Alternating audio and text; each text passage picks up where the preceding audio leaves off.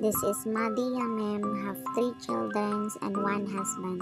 Our vlog kanina mga madi is we're going to Elehan, Toledo City because this is the last or 4th times anti-rabies vaccine of our youngest daughter.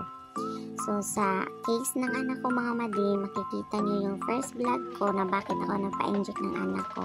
Kahit hindi siya nakagat mga madi is yung kamay kasi niya is pinasok niya sa bibig ng tuta. Pagkatapos is kinain niya mga madi. So nagwo-worry kami mag-asawa kasi sabi ng asawa ko is ipa-inject talaga yung anak namin kasi ayaw namin magsisisi mga madi sa huli. Kahit hindi nakagat yung anak ko, yung rabies or laway ng aso is nakain niya, right? Diba? So ayun mga madi is nagpaara talaga ako ng pa-inject niya kasi kahit hassle na, but it's okay para sa aming anak.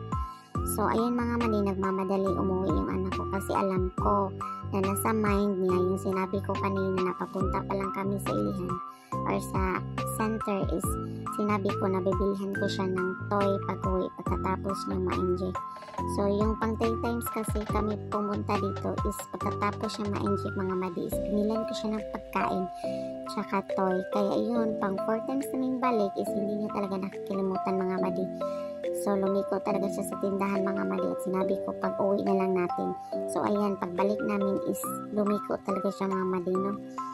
So binilhin ko siya ng toy at saka pagkain mga madi. So hindi yan kakain niya, yung toy lang yan kasi ayoko papakainin ng chichirya ng anak ko.